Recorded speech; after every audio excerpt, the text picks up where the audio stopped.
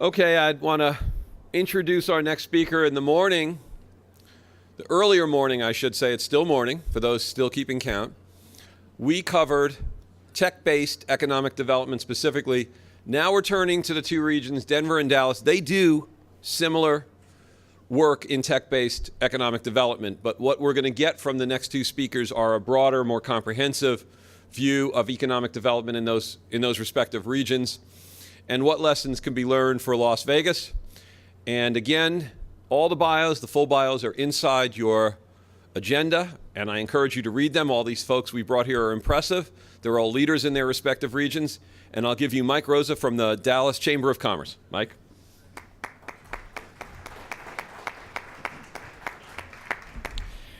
Good morning, everyone. It's great to be here in Las Vegas, Nevada. I've always enjoyed trips to Nevada. I've had some time in the Reno area. I've also spent some wonderful time in the Elko area and a couple of times in Las Vegas, and always enjoy coming here.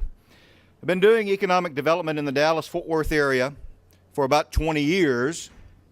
And over that period of time, we worked with lots of companies that were thinking about moving and expanding in that area. And we have somewhat a bit of a geographic identity crisis in DFW and in Texas. For those on the East Coast, we're a little bit too far west. For those from the West Coast, we're a little bit too far east. And sometimes we wonder where we fit and who we are. Being in the middle of the country is great. But today I feel like I've definitely planted firmly in the western United States. And when I agreed to speak and participate, that sort of settled it for me. I said, that's fantastic. The good people in Nevada say, we're part of the West, and then TCU goes and joins the Big East Conference and completely screws everything up. I'm going to touch on a little bit about DFW, a little bit about Texas as well, how we have done in economic development, how we've grown the economy over the years. You'll probably notice some parallels, I hope you do, to the Las Vegas and the Nevada experience. You know, there really is not a very good reason for Dallas-Fort Worth, which is in the sort of north-central part of the state of Texas. No real geophysical reason for us to be there.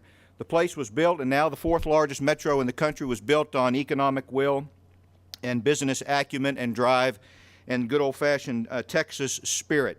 Now the fourth largest economy in the country. We believe that it really is our time to strike and grow and diversify our economic base. There are countless reports, Forbes, The Economist, on and on they go about what's happening in this country, what metropolitan areas will be successful, which ones may not be successful, what states will win, what states will lose, and we are dead set on being one of those states and one of those regions that succeed. Corporate America today is looking for places where they can access the U.S., access the world, where they can find the talent that they need, where they can afford to be in the first place, and that offer quality of life and amenities and attributes that allow business and the employees and the talent to grow and thrive. And we are very, very focused on that in our region. We have a solid base, we believe, from which to launch, from which to move forward. Most observations in economic development rankings, and we saw some earlier this morning about Utah, will find Texas or find Dallas-Fort Worth to be in the upper echelon, the top tier, top shelf of economic development regions, economic development states. And so we have a good platform upon which to build, a good critical mass to launch from, and a good perception around the U.S. anyway. Now, when you expand that to the globe, Texas is a little bit of an unknown, and certainly Dallas-Fort Worth is as well. Over the period of 2000 to 2009, the DFW area added 1.2 million people. That was, in that period of time, about the size of the entire Austin metropolitan area. So we are growing rapidly, and there are some that suggest that in about 20 years, we'll have over 9 million people, and at some point may pass Chicago as the third most populous metropolitan area in the United States. I know this is a little tough for you to read. We have done very well in diversifying our economy over the years. Diversity, that one simple word, is really the key strength to the Dallas region. It's why it performs steadfastly when economic times go down. It's why it's named one of the most likely regional economies to recover from the last couple of years. And one of the reasons is our diversity. And a big part of that diversity is having an international airport built in the mid-'70s. That bottom blue squiggly line that sort of goes across and then kind of shoots up, that's the number of Fortune 500 headquarters in the DFW area. And right where that line starts to go up is when Dallas-Fort Worth International Airport opened up. If we explore the headquarters sector for just a minute, again, all the little fonts aren't as important as the colors. Each one of those colored boxes lists headquarter companies in the Dallas-Fort Worth area, and each color is a different sector. All right, there's the energy sector in blue, the construction sector in green, transportation in red, healthcare in that burnt orange, trade and services below the burnt orange, and then the bright red, professional and business services, purple, manufacturing headquarters, green, accommodations, food services, retail, and that sort of thing. We really take great pride in spreading our economy around so that when economic shocks come through and knock one or two or even three legs off the stool, we've still got lots of economic legs to stand on. Very, very critical and an admirable goal for Nevada. There's no question about it. Again, a little bit closer view of some of the HQs in the Dallas-Fort Worth area, and you'll see that right away. We do have clusters. We have Southwest Airlines and American Airlines, sure, but we've got clusters in multiple different sectors. Really adds a lot of strength to our Dallas area. Years ago when that airport was built, and that's a slide of one of the new terminals, and the fact that the Dallas area was sort of along the river of trade, that green river-looking map is the flow of goods and services along U.S. highways, and you can see that Dallas is well positioned.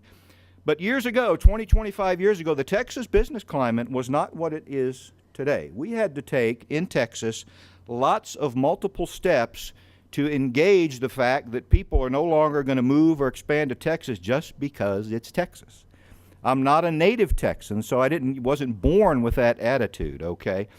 But it was there years ago, and Texas finally got it and realized we had to do a lot of things to improve the climate. And this was, again, back in the 80s and the late 80s. And, of course, the bust that took place during that period of time helped motivate Texas to get its act together. Now, Texas is a complicated state. It's a big state, just like Nevada is a big state.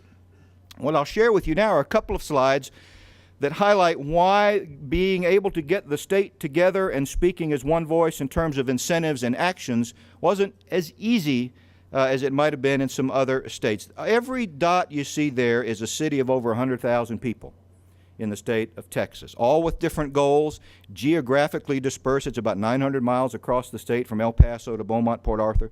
So that's 100,000 or more. Here are our 200,000 to 300,000 populated cities. And again, you'll start seeing that clustering in my home area.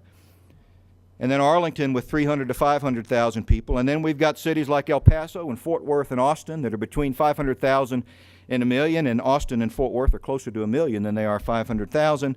And then we've got million-plus cities, Houston over 2 million, Dallas 1.3, San Antonio about 1.3, 1.4. So a very widespread state with lots of large cities, lots of big dogs that think that their economic goals need to be met down in the state capital of Austin before others. And so getting all of these forces, all of these legislators, urban versus rural, suburban, etc., different cultures, different economic sectors, different economic bases and subregions, all working together over the last 20 years toward a path of inducement and incentivization and business attraction is actually quite a feat for the state of Texas. One of the smartest things that's been employed over the years is to allow sort of a local option-based approach to incentives. This is a map of the Dallas-Fort Worth area. A lot of our cities are there, a lot of large cities. We have 14 cities, over 100,000 people, all with different goals and interests. And to edict one or two or a handful of incentives from the state down to the local community, said it shall be this way, just would not work in Texas. You saw that by the big state map with all those large cities and areas of interest. Instead, the state took a local option approach to address some of the issues, allowing cities to fill their toolbox with the kinds of tools that met their individual economic development goals.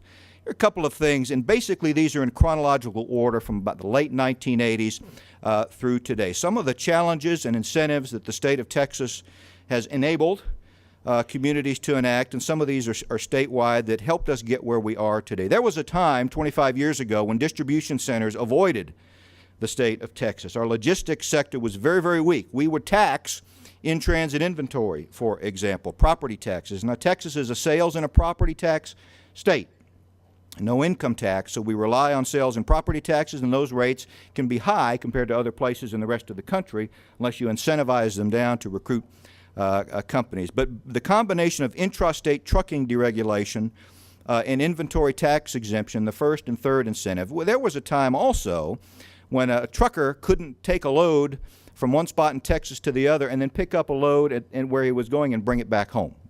That type of hauling was not allowed. It was really a barrier to distribution and logistics trade in a place that makes all the sense in the world geographically for that kind of vintage. So we broke through some of those barriers, and that led to a boom in the logistics and distribution sector. We allowed tax increment financing so that cities could generate downtown centers and retail centers and do all sorts of things that they wanted to do as communities using the incremental gains in property tax to fund up front some of the infrastructure enhancements to make the projects go. Real and personal property tax abatement at the city and county level. Again, it's optional for cities and counties to do that.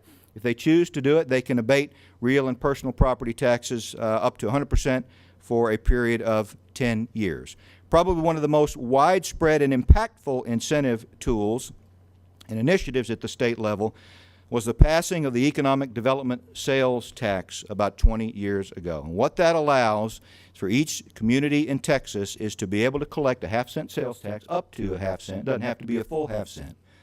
And then use that money to fund economic development endeavors and initiatives in that community. There are over 500 cities now and communities, large and small, in the state that have economic development war chests, if you will. Some of them small, some of them very, very large, and they are able to use that money with a great deal of flexibility to expand and recruit companies that meet that community's goals. Very, very successful program in the state. I'll jump to the Texas Economic Development Act. One of the things we noticed with our property taxes sometimes running $2.50 to $3 per $100 of value is that was a disincentive to large capital-intensive projects. There can be projects that wanted to locate in the state of Texas, but they would pay way more in school taxes than would be lined up with their burden that they were placing on those specific schools. So school districts now in the state can put a cap on property taxes that are charged to very, very high capital-intensive projects, but at the same time projects that don't put a lot of burden on the education system. It's sort of a fairness act that has resulted in a lot of wind energy, wind farms, lots of renewable energy activity in the state of Texas. The Skills Development Fund, training dollars, working through community colleges, companies can aggregate together and develop skills that are needed for industries that come along and grow. The Texas Enterprise Fund, created back in 2003, is the state's deal closing fund. It's about a $300 million fund that allows the state of Texas to offer cash grants for companies that make sense for the state and that want to locate in Texas. A very, very important incentives. Those were things over the last 20 years or so, and again, those were mostly in chronological order, that got Texas competitive, able to compete, and the testimony that, all right, we believe you now. Companies aren't going to come to Texas just because it's Texas. We've got to act, be aggressive, and build our state to be an attractive business location. Now the state is looking ahead, looking toward the future, thinking bigger. What are going to be the next big things? How does the state of Texas compete in the world and global scale? The Emerging Technology Fund is a terrific program that allows for, it's about a $200 million program, allows funds for research and commercialization in the state. Since 2003, there have been, 2005, when it was enacted, the Enterprise Fund was 2003. $340 million has been invested. There have been 15 matching grants for university and commercialization. There have been 17 research superiority grants. The state of Texas helps its universities attract talent from other locations, and 124 other grants that get companies through the valley of death and allow them to grow and and become sort of the next big things for the state of Texas. Very, very important. Tier 1 universities. The state of Texas, and I'll touch on this a little bit later, very exciting, has now created a program as of the 2009 legislative session to provide funds so that we can have more Tier 1 universities in the state and help our economy grow. CPRIT, the Cancer Prevention Research Institute of Texas, 2 years ago, a $3 billion bonding authority. $256 million has been spent, 207 awards. That is geared toward Texas becoming a world leader in the prevention and commercialization of cancer research and cancer cures. We really want to see that grow in our state, and we're moving forward on that initiative. Marketing the state of Texas is done very, very collaboratively. The state of Texas, excuse me, get that off there. Just click on that. Thank you for your patience. The state of Texas works very, very cooperatively and collaboratively. The governor's office on down, we've got a team we call Texas One. Those are all the communities and regions of Texas working together to market the state. There's not a consulting conference or corporate executives or site consultants around the country that haven't seen Texas One, haven't welcomed us into their office, and haven't been to Texas so we can market the state. And then the economic development professionals around the state of Texas come together as a Texas Economic Development Council and Team Texas and really work hard to make some of these incentive issues pass and to market the state as well in concert with the governor's office and Texas One.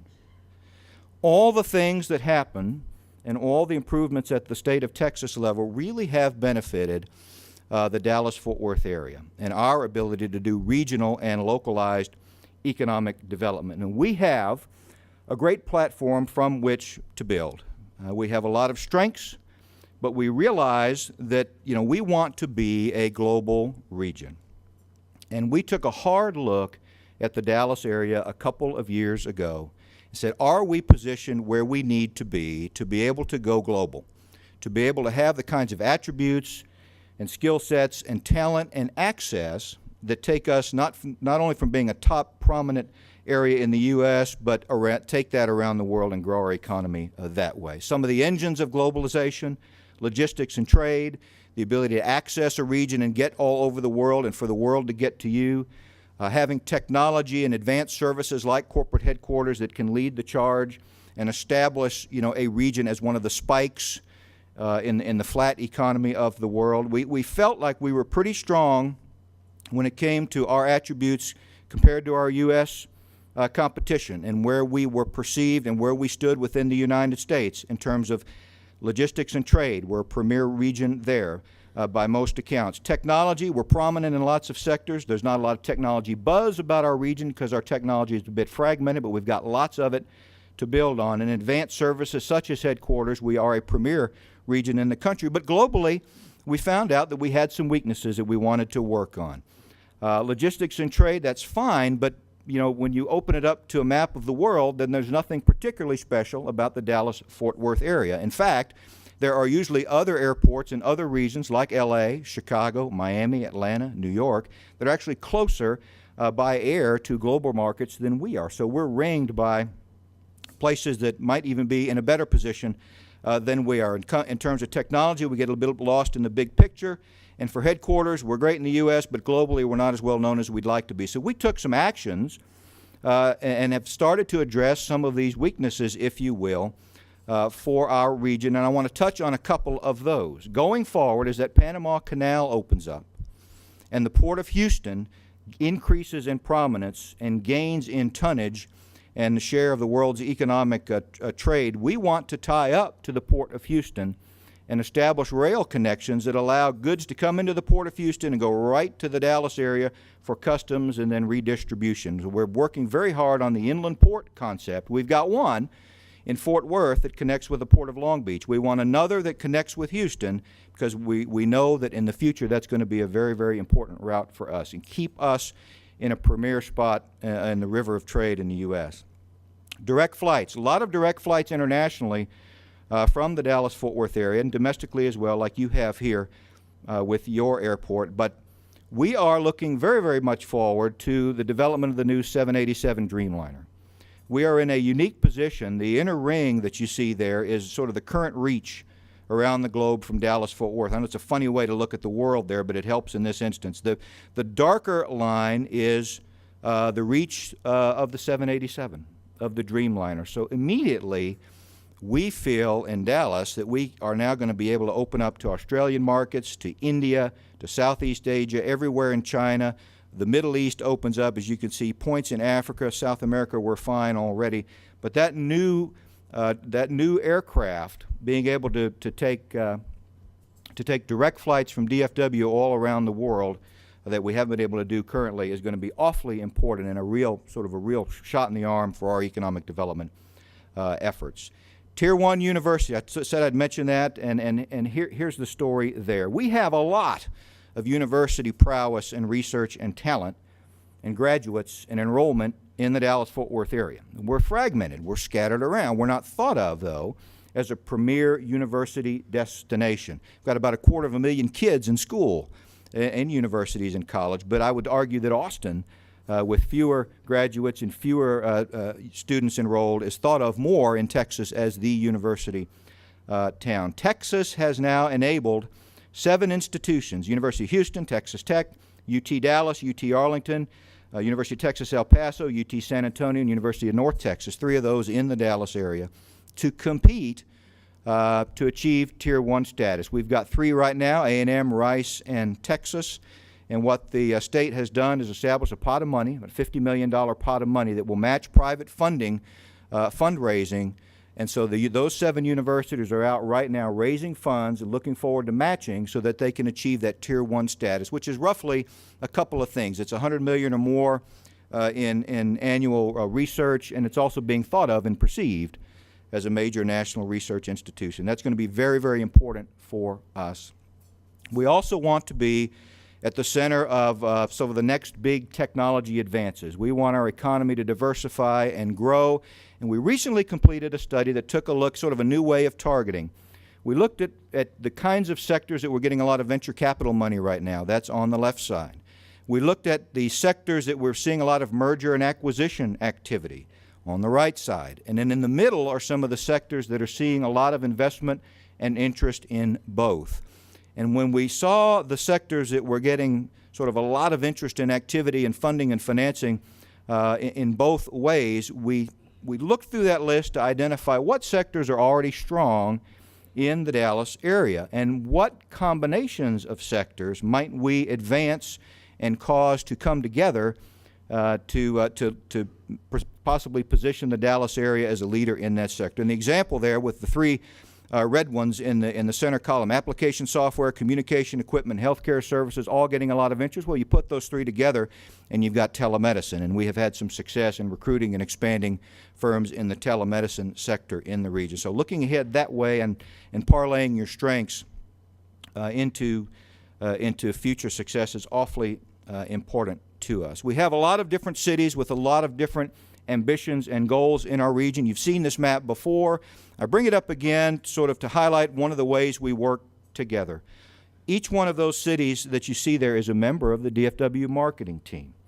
We collaborate. We've got about 47 members now, and we collaborate and work together, just like the state brings all of its entities together to do statewide marketing. We do the same at the next level, at the regional level, and support all of our individual communities that way. It's been very, very successful. Each of our communities has its own character, its own flavor. We have, this is just one example of that, we've got dozens of different independent school districts throughout our region, not just one school district. So each community has different kinds of schools. They have a different kind of labor base. It may be a different university or colleges in that town. They have a downtown. Maybe they don't have a downtown. Some of them focus on retail. Distribution is a focus for others. We've got a real mix. It's almost as if Dallas-Fort Worth is a state. And these are all different cities spread out with different goals and interests. So it's a complicated web, but we pull everyone together in a great way to promote and sell the region. It's worked now for the last 20 years. It's been terrific. Another map of the region, the concentric circles are basically proportional and show the number of projects that have located in our region. That the big circles represent about 100 projects, and you can see the point here is the distribution of wins and expansions and relocation really isn't just in 1 or 2 or 3 cities in the region. The way we've structured it and the incentive tools, the way the state and the region laid out the game plan, lots of our communities are able to have economic development success. And when that happens, you keep everybody singing the same song. You keep the spirit working forward, and everybody knows if they play well together, if they're part of the state's programs, part of the regional programs, that success will yield to them. And it isn't, finally, it isn't a top-down approach to economic development. Sure, the state sets the pace. They're out there marketing now. They've engaged the business incentive world, and they've really set up Texas to succeed. We do the same thing at the regional level. In the end, it's up to the individual cities to work their charm and land deals and get things done, but the reverse flow works as well. The state and the regional entities are always there to support and help communities that go out and have ideas and have companies to win or expand or retain to keep their economies going. And I'll stop there. Thank you very much.